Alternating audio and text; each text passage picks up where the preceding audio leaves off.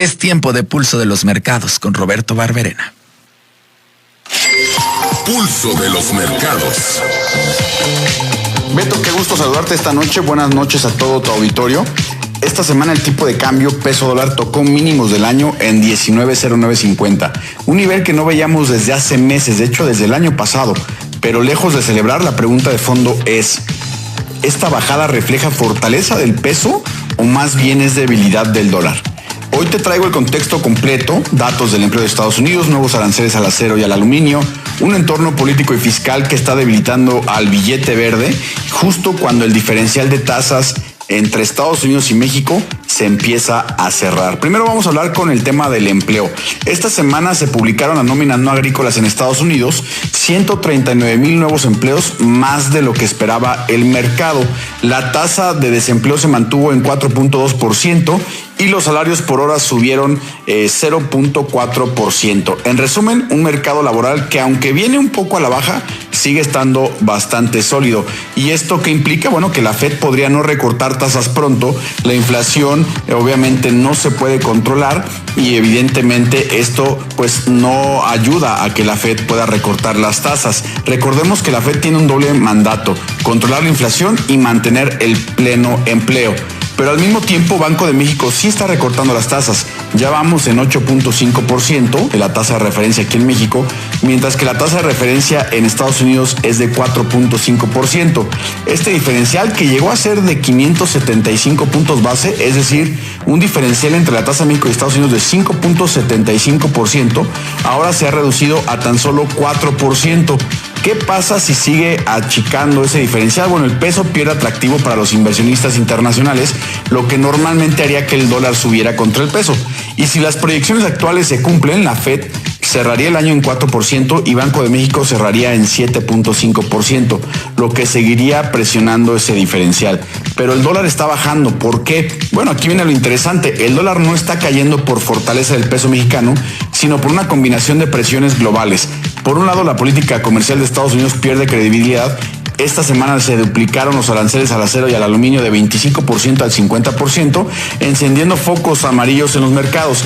Y México sí está incluido dentro de estos países que están afectados por estos aranceles, lo que genera tensión directa en las exportaciones y las cadenas de suministro. Por otro lado, también la nueva reforma fiscal de la administración de Trump está generando preocupaciones sobre el déficit, la deuda y la estabilidad financiera del país americano. Esto ha erosionado la confianza en el dólar, que no solo ha caído contra el peso, sino también contra otras divisas, no solamente emergentes, sino las principales a nivel mundial. Pero la pregunta clave es: ¿cuánto puede durar esta baja del dólar si el diferencial de tasas sigue cayendo entre México y Estados Unidos? ¿Y cuánto puede soportar el tipo de cambio peso-dólar este entorno antes de tener un rebote fuerte? Bueno, pues hay que tomar en cuenta que esta semana vimos el mínimo del año en 19.0950 y también en esta misma semana vimos un rebote antes en 19.45. Si el tipo de cambio sigue bajando, puede llegar a un ajuste de largo plazo en 18.80 y estamos hablando ahí de un tipo de cambio ya crucial para saber si el tipo de cambio puede rebotar o ya continúa en una tendencia a largo plazo a la baja. El mercado está muy nervioso y el tipo de cambio se está moviendo más por reacciones que por fundamentos. Recordemos que el tipo de cambio es multifactorial: tasas, comercio, política, flujos, sentimientos del mercado. Hoy estamos en un punto donde la narrativa manda más que los datos, pero ese tipo de escenarios suelen ser inestables. Si la Fed cambia el tono, si Banxico recorta más, si hay una escalada en medidas comerciales, el rebote podría ser fuerte y muy rápido. 19.09 fue el piso. El 19.45 será el techo en el corto plazo. La respuesta no está en predecir, sino en planear. Ahora bien, es muy importante también que si tú como empresa compras o vendes dólares, esta semana te dio una oportunidad y también una advertencia. El dólar está barato, sí, pero ¿cuánto más bajará antes de explotar?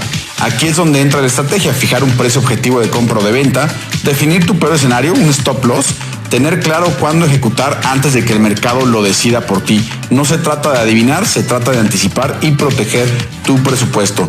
Esta semana fue un claro ejemplo de cómo los movimientos grandes no siempre vienen acompañados de grandes noticias. A veces son las combinaciones sutiles, como un dato de empleo, un recorte de tasas y un arancel, las que generan los giros más fuertes. ¿Estás preparado o vas a seguir reaccionando en lugar de decidir.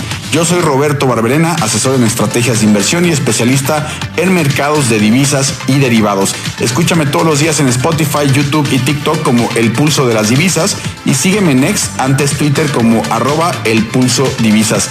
Gracias, Beto, nos escuchamos la próxima semana. Pulso de los mercados.